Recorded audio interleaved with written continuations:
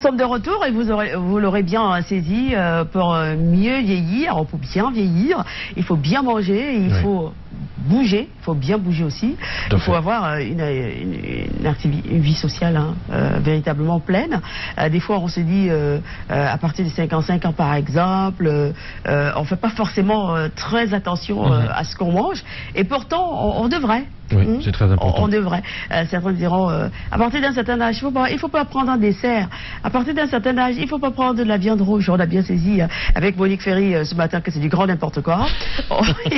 Il faut prendre des œufs, il faut prendre du fromage normalement, voilà. Mais il faut pas exagérer, c'est très important. Ah oui, mais pour tout le monde, il faut pas exagérer. Oui, il faut pas exagérer. Maintenant, est-ce que c'est toujours facile? Je ne pense pas que ce soit évidemment très facile, mais ce qui est intéressant de retenir, c'est que si on a une fois l'envie de bien vieillir, il faut faire attention à son alimentation, il faut faire attention à son hygiène de vie. Alors on a des personnes, des fois on dit ouh là là, il n'a pas changé, ça fait 20 ans, il est pareil. Je pense à Toto Guillaume par exemple. Les uns et les autres sont toujours étonnés, mais c'est Toto Guillaume des années là. Je pense au Prince Yango, je pense Prince Yango, on en parle beaucoup. Il paraît qu'il reste super jeune. Non, d'autres disent que plus le temps passe, plus il rajeunit. Oui.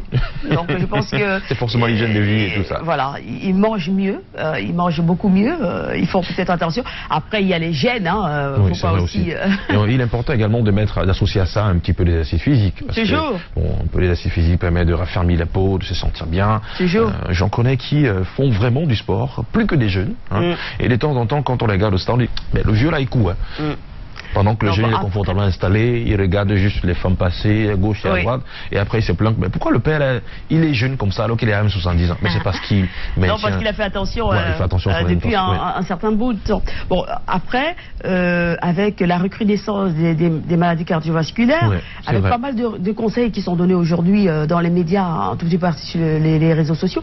Alors, il y a des seniors, je veux dire des personnes de 55 et 60 ans, qui se mettent à faire du sport, alors qu'ils n'ont pas véritablement fait de sport depuis qu'ils sont tout petits. Alors ces personnes ont une fois l'envie d'être super performants. Là, ce n'est plus de la performance qu'on recherche.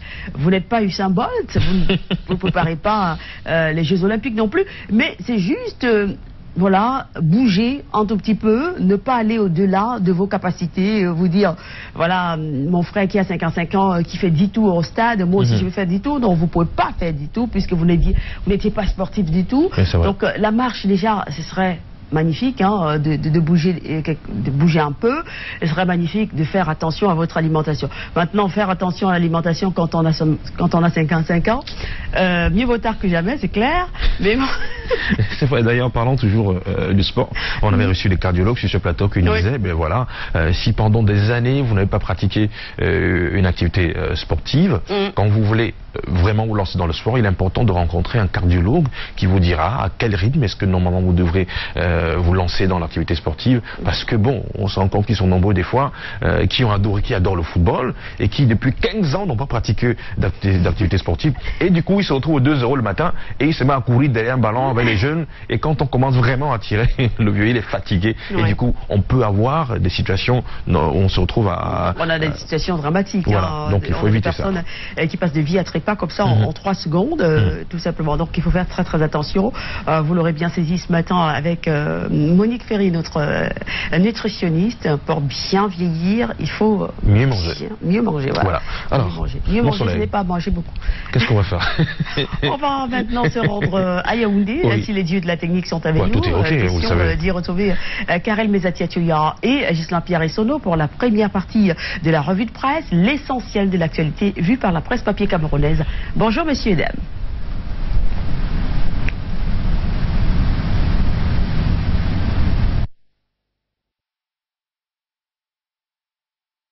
Bonjour Thierry, nous vous accueillons à Yaoundé, le cœur enflammé de joie, et comme traditionnellement ce matin encore dans la cité capitale pour vous servir, je suis en compagnie de ma voisine du matin, Karel Mesatiatoya. Bonjour Karel.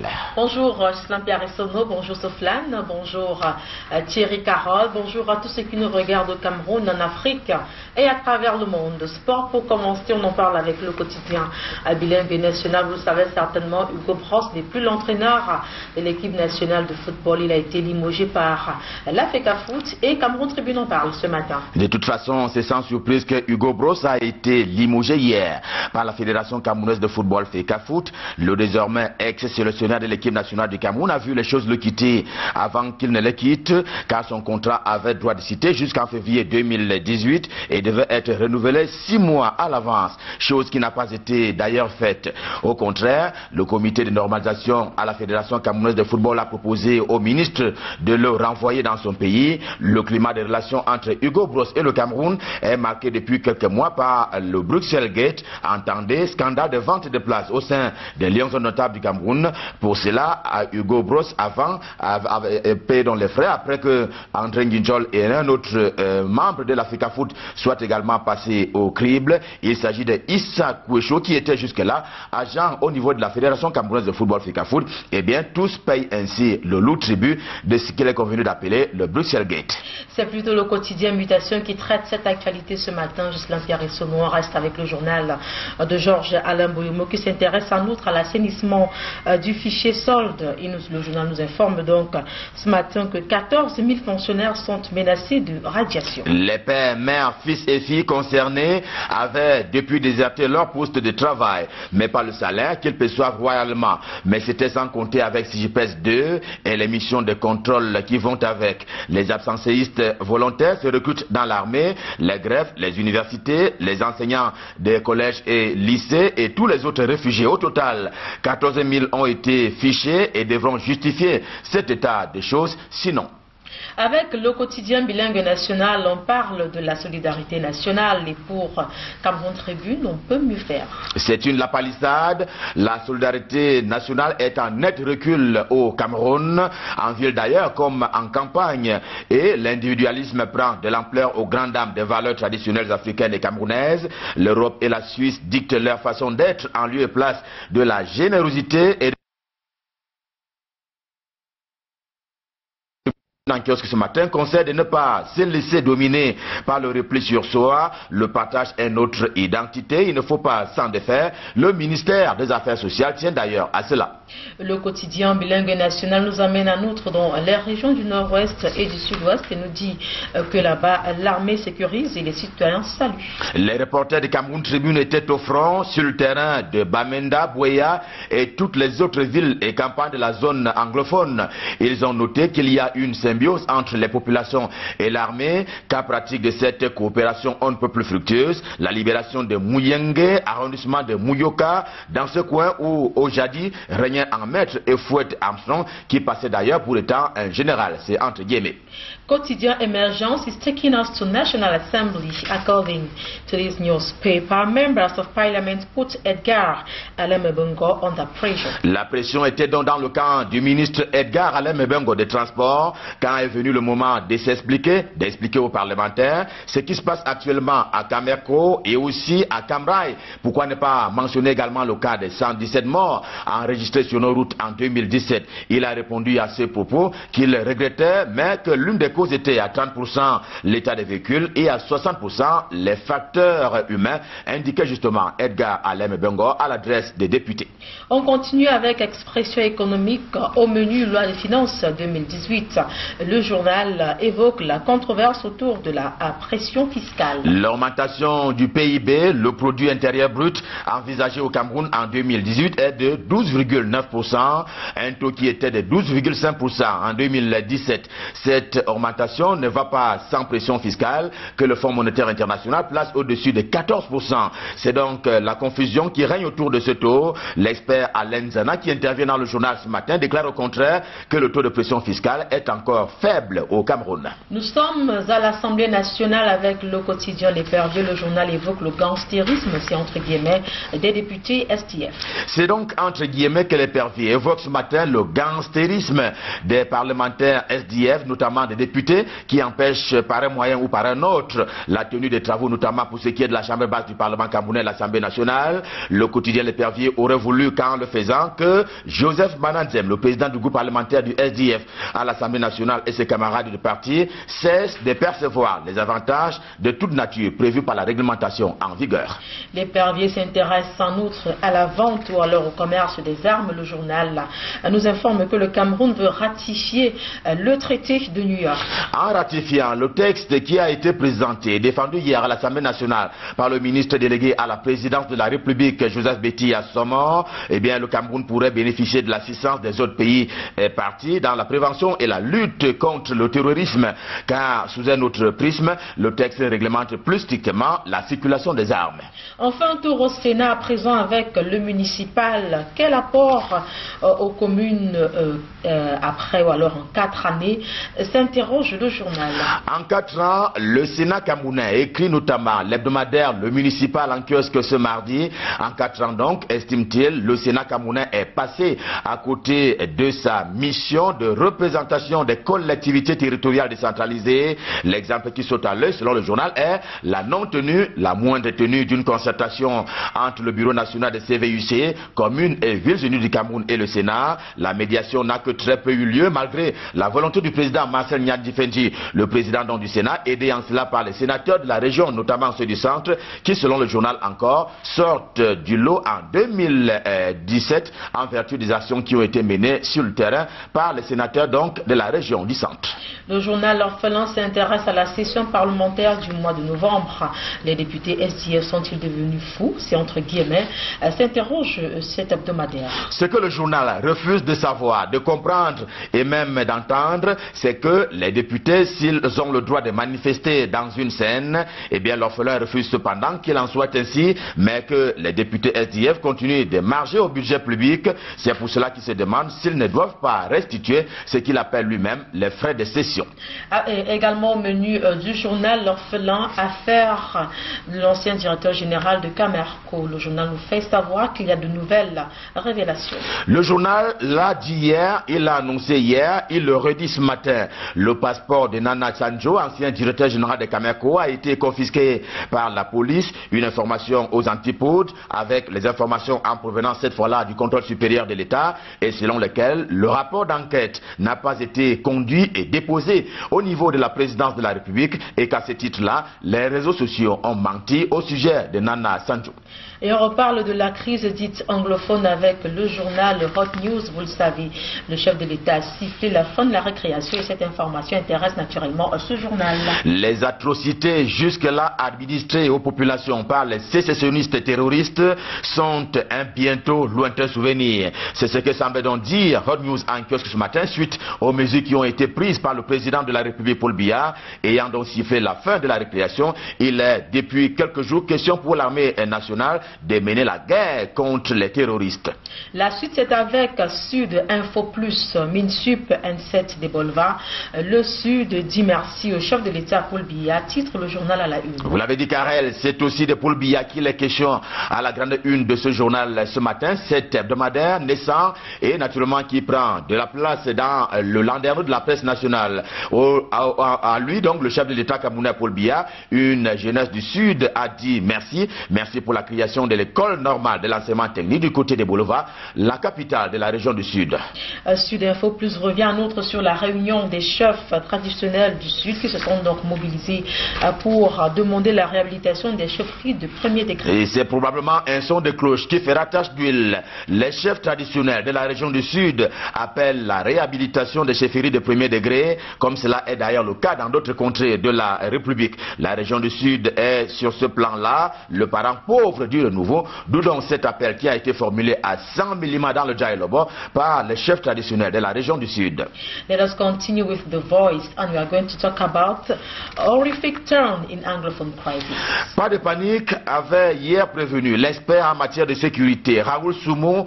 Pas de panique car la décision du chef de l'État camerounais Paul Biya n'est pas d'aller en guerre contre les anglophones camerounais à part entière et non entièrement à part. La lutte est dirigée contre les terroristes, faut-il le préciser. The Voice en kiosque ce matin l'indique, mais fait noter cependant les risques d'une éventuelle confusion.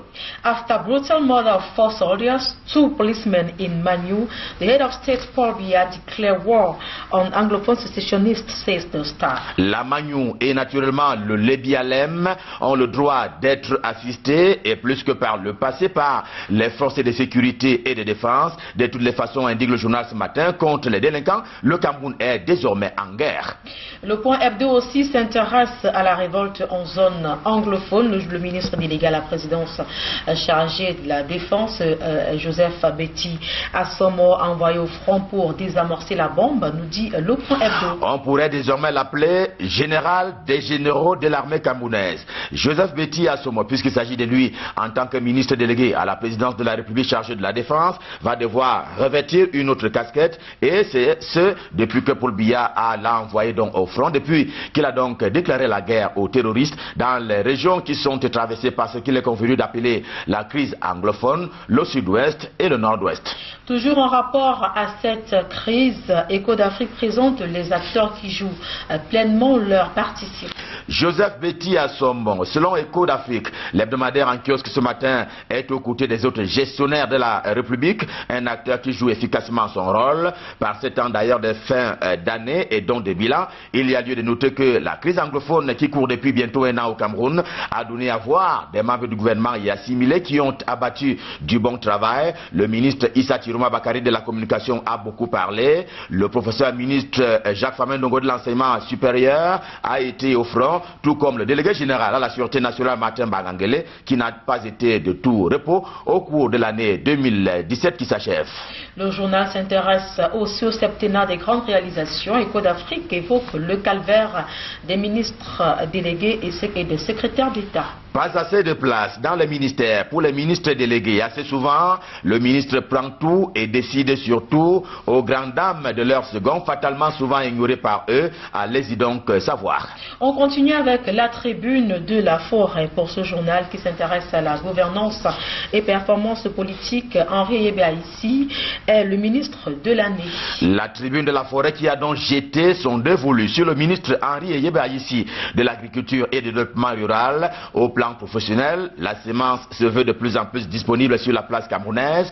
Au plan politique, il a encore inventé une chose, lui, Henri Yébéaïssi, la création d'un fonds de financement de la campagne en faveur de son champion Paul Biya. C'est donc lui le ministre de l'année, selon la tribune de la forêt en kiosque. On continue avec le journal Génération Libre au menu décrépitude. L'hebdomadaire, le bi-hebdomadaire de François Fogno-Fotso a mené une enquête dans les morgues de Yaoundé. Elle est mystérieuse, la mort, la morgue aussi. À cela s'ajoute désormais, d'après une enquête qui a donc été menée par Génération Libre, le fâcheux avantage de confusion de corps dans les morgues, souvent dû aux frasques des puissants morguiers, en marge naturellement des mauvais traitements qu'ils réservent aux corps morts. En filigrane, le journal ce matin soulève la question du droit des et aux sépultures. Et avec cette information relativement à la gestion des corps morts dans les morgues camerounaises, stop fin pour la revue de presse Made in Yaoundé édition de ce mardi. Prenons le rendez-vous de demain. Ce sera avec le même plaisir que nous serons là pour vous servir. D'ici à là, je vous souhaite de passer toujours d'excellents moments, toujours en compagnie des programmes de Canal International. Et naturellement, je m'avais souhaité une excellente journée de travail. Cette fois-là, à ma voisine du matin, j'ai nommé Karel Mezatia Choya. Merci GPE, excellente journée de travail à vous également, ainsi qu'à tous ceux qui nous suivent de manière fidèle au quotidien. Vous servir est un plaisir pour nous, vous le savez. Déjà, on retourne donc simplement l'antenne du côté de Douala, Thierry Carole et Soflane. Et on prend rendez-vous demain pour le même exercice en direct des studios de Yaoundé, toujours avec la complicité de nos techniciens Erwin Doubeng, Thierry Camto et Léonard Dombo. Karel Mezatia Choya et Gislain Pierre et Sono, excellente journée sous le ciel de Yaoundé. Nous aurons beaucoup de plaisir à vous retrouver demain. La suite, Chouchou. Voilà, la suite est avec monsieur Michael Tipkio qui nous a retrouvés sur ce plateau. Bonjour Michael. Bonjour Thierry, bonjour Soflane. Bonjour Michael, vous allez bien ce matin? Je vais très bien. J'adore votre tenue, hein, elle vous va ravir. Hein. Allez, on va démarrer cette revue de presse avec la Nouvelle Expression. Oui, la Nouvelle Expression avec cet entretien accordé par Monseigneur Samuel Cléda au quotidien de Séverin Tchonke, entretien entretien dans lequel l'archevêque métropolitain de Douala reparcourt l'actualité nationale et internationale. Il parle de la crise anglophone qui secoue les régions du nord-ouest et du sud-ouest Cameroun, de l'alternance au pouvoir en Afrique et de la chute de Robert Mugabe, bien sûr, de la crise dans les régions septentrionales du Cameroun avec la lutte contre la secte terroriste Boko Haram. Bien d'autres points de l'actualité nationale, bien d'autres pans de l'actualité nationale sont évoqués par Monseigneur Samuel Kleda dans cet entretien de 2 pages accordé à Edmond Kamgia ce matin. Il condamne par exemple les actes de violence du groupe terroriste Boko Haram qui sévit à l'extrême nord du Cameroun, mais apprécie néanmoins le retour des anciens combattants de cette secte terroriste. Il est préoccupé par le sort des enfants qui ne peuvent plus aller à l'école dans les régions du nord-ouest et du sud-ouest Cameroun, ainsi que par l'alternance au pouvoir, l'alternance politique en Afrique et notamment les conséquences de la longévité au pouvoir à la lumière de la chute du président zimbabwéen Robert Mugabe. L'archevêque de Douala dénonce l'invitation de certaines pontes du régime à Paul Biya à se présenter à l'élection présidentielle de 2018. Si le président Paul Biya aime ce pays, il devrait se retirer. C'est donc le titre qu'a choisi le journal La Nouvelle Expression pour illustrer cet entretien accordé à Edmond Kamgia qui est en lire en kiosque aujourd'hui. Et puisqu'il parle de la crise anglophone, Monseigneur Samuel Kleda, le journal Europe Plus, lui, a choisi d'en faire sa une ce matin à la lumière des déclarations du président de la République vendredi dernier, alors qu'il revenait du sommet de l'Union africaine, Union européenne à Abidjan. Le chef de l'État qui avait martelé à l'aéroport de Simalène à Yaoundé qu'il allait tout faire pour pousser les terroristes qui causent des morts, qui tuent nos forces de défense et de sécurité dans les régions anglophones du Cameroun dans leur dernier retranchement. Le journal Europe Plus, à la lumière de ces propos du président de la République, se demande si on va assister de part et d'autre à l'escalade de la violence partout au Cameroun. Le journal s'appuie sur certains faits et rappelle les nuits du 28, 29 et même 30 novembre dernier où on a assisté à la mort de nos forces de défense et de sécurité, des militaires et policiers dans le sud-ouest du Cameroun. Des départements de la Magnou, du Ndiane sont des théâtres de ces attaques contre les éléments des forces de défense par des assaillants jusqu'ici non identifiés n'ayant pas revendiqué ces attentats qui ont laissé sur le carreau 5 militaires et 1 policier. Et le journal de conseiller justement qu'à l'heure où le Cameroun a besoin de tous ses fils pour relever les défis du développement, mieux de l'émergence, cela ne servira à rien aux Camerounais de se battre entre eux et au risque justement de dépenser tout leur argent dans l'achat des armes qui vont servir à s'entretuer. La solution doit donc être pacifique, comme le journal l'a toujours prôné. Le dialogue, il vaudrait mieux qu'entre le gouvernement et les frondeurs s'engagent en dialogue constructif et inclusif justement. Ce dialogue doit être écrit, le journal doit être constructif justement, ce dialogue doit être très rapidement très rapidement démarrer afin de taire les velléités belliqueuses les uns et des autres, pas s'engager dans la lutte armée contre un ennemi sournois et lâche. Le gouvernement a donc intérêt à justement s'approcher de cet ennemi pour mieux l'étouffer et le tuer finalement, conseille Europe Plus en kiosque aujourd'hui. Et le journal qui parle justement avec l'éditorial de Michel Michaud-Moussala qui conseille justement le dialogue dans cette guerre contre la secte terroriste Boko Haram, lui qui pointe du doigt la communauté internationale qui est restée presque muette depuis le début de cette crise, qui n'a pas beaucoup agi. Dans son édito de ce matin, Michel Michaud-Moussala écrit par exemple que chaque fois que les terroristes frappaient, brûlaient, pillaient et terrorisaient les populations désemparées, la communauté internationale paraissait sans voix, donc aphone pratiquement. Maintenant que la violence semble être le modus vivendi des terroristes, le président de la République a donc pris ses responsabilités pour défendre le Cameroun et les Camerounais et leur bien d'ailleurs. L'Occident s'est toujours livré à ce jeu macabre, écrit le directeur de la publication du journal Europe Plus, divisé pour mieux régner. Cependant, les Camerounais ont compris de quel côté se trouve le droit, de quel côté se trouve la raison, et ils ont pris le temps de connaître qui est qui et qui est contre qui, conclut Michel Michaud-Moussala. Et à la une du journal Europe Plus, on parle justement de ce limogeage du sélectionneur des Lions indomptables du Cameroun par le comité de normalisation de la Fédération camerounaise de football. La nouvelle est intervenue hier soir justement. Hugo Broos n'est plus le sélectionneur des Lions indomptables du Cameroun. Son contrat a été limogé. Le journal Europe Plus revient justement sur ce limogeage du sélectionneur des Lions indomptables du Cameroun en rappelant quelques frasques justement de ce sélectionneur des Lions indomptables du Cameroun. Et le journal rappelle que cela a été évident. Le Cameroun ne participera pas à la Coupe du Monde de Russie en 2018 pour cause des mauvais résultats enregistrés par les Lions indomptables au cours du dernier tour éliminatoire de cette Coupe du Monde. Et à cela, justement, viennent s'ajouter rappel Europe+, aux déclarations déstabilisatrices du groupe, les déclarations tenues par le sélectionneur lui-même, Hugo Broos. Le journal Europe+ parle des scandales à répétition. Et la nouvelle expression en parle également aujourd'hui, la normalisation qui dégage Hugo Broos. Le journal La Nouvelle Expression qui revient sur les raisons de ce limogeage. Il y a justement la non-qualification des Lions indomptables du Cameroun à la Coupe du Monde de Russie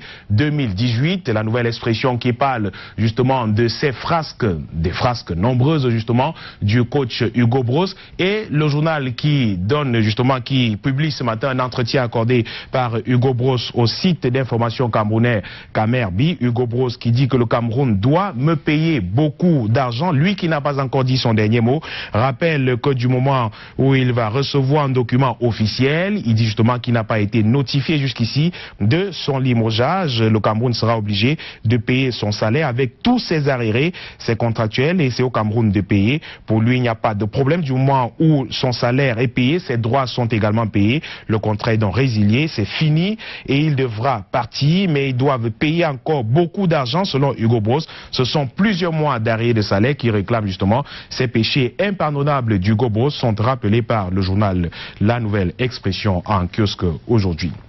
On peut continuer la revue de presse avec le journal Mediafrique 24 qui est en kiosque qui parle de corruption au ministère du cadastre et ministère du cadastre et des affaires foncières avec Jacqueline Kung Abisike qui est la ministre justement qui est au cœur d'un scandale corruption à ciel ouvert. La MINCAF au cœur d'un scandale foncier sur un espace d'objet d'un bail amphithéotique de 99 ans appartenant à un opérateur économique. La ministre aurait retiré justement ce contrat pour remettre à quelqu'un d'autre. C'est un feuilleton rappelé par le journal Mediafrique 24 en kiosque aujourd'hui qui note justement que la ministre n'est pas à ses premiers frasques. Justement, il faut souligner que Jacqueline Kung Abisike, ministre des Domaines, du Cadastre et des Affaires foncières, est au cœur de plusieurs scandales fonciers au Cameroun, note le journal Mediafrique en kiosque aujourd'hui. Le journal parle également de cette crise qui secoue l'église évangélique du Cameroun depuis près d'un an maintenant, un peu plus d'un an que l'église évangélique du Cameroun est au cœur d'un scandale depuis l'élection du nouveau président général de l'église évangélique du Cameroun, le professeur Jean-Samuel Ndje Toya. Jusqu'ici, l'église est en crise. Une autre partie refuse de reconnaître l'élection de du professeur Jean-Samuel Ndje Toya, Et jusqu'ici, la crise secoue l'église évangélique du Cameroun. Les conséquences sont nombreuses, relevées par le journal Mediafrique en kiosque aujourd'hui. Parle par exemple de ces élèves pasteurs qui sont sortis de l'école et qui n'ont pas été affectés jusqu'ici. Des blocages parmi les conséquences les plus douloureuses de cette crise figure en bonne place justement le blocage des dossiers, des affectations des personnels, le dossier très attendu au regard des mutations que cela aurait entraîné dans certaines régions justement ainsi que dans les paroisses où le climat s'est détérioré depuis un moment. Le journal parle du départ par exemple en masse de fidèles de l'église évangélique du Cameroun vers des églises de réveil depuis le déclenchement de cette crise. Et qui, mieux que l'appel évangélique, le journal d'information de l'église évangélique du Cameroun, le bimensuel qui est en kiosque aujourd'hui, l'appel évangélique qui revient justement sur cette crise à l'église évangélique du Cameroun en rappelant le feuilleton judiciaire qui secoue cette église jusqu'ici. Le président de l'église évangélique du Cameroun qui s'est adressé aux fidèles, au président des régions synodales, au président de district également dans le cadre de cette crise qui secoue l'église évangélique du Cameroun. Les questions de préparer l'avenir, l'église doit continuer, serait sans doute rester paisible, ce qui correspond à sa renommée d'antan si elle n'avait pas connu une situation particulièrement troublée à la suite des élections à l'échelle nationale tenues à Ngaoundéré. La lettre pastorale de Jean-Samuel Ndje Toya Jean-Samuel justement est publiée par le journal L'Appel évangélique ce matin. Les explications des avocats de l'église évangélique du Cameroun suite à la décision de la cour d'appel du littoral sont également publiées. Maître Wapi, par exemple, qui s'exprime sur la question. Également Maître Kamako, qui pour lui, cette décision est d'application impossible. Des exhortations du secrétaire général de l'EEC. Également le pasteur Nguété Philippe, qui fait des exhortations pour que l'église évangélique du Cameroun sorte de cette crise. Nous serons vainqueurs, lance Philippe Nguété et justement, et tous les fidèles de nombreux soutiens des régions synodales au bureau élu en Ngaoundéré, justement, du Noun en passant par d'autres départements et même régions du Cameroun. Ils sont nombreux à apporter leur soutien au bureau actuel de l'église évangélique du Cameroun. Et là, justement, le président général Jean-Samuel Ndjetoya s'exprime également sur cette crise dans l'appel évangélique en kiosque aujourd'hui. Et on sort rapidement de cette revue de presse et en économie avec le financier d'Afrique qui parle d'une nouvelle taxe sur les jeux de hasard au Cameroun et les paris également à la lumière de la loi de finances 2018. Un droit d'assise spécifique de 25 francs CFA sera appliqué par unité de jeu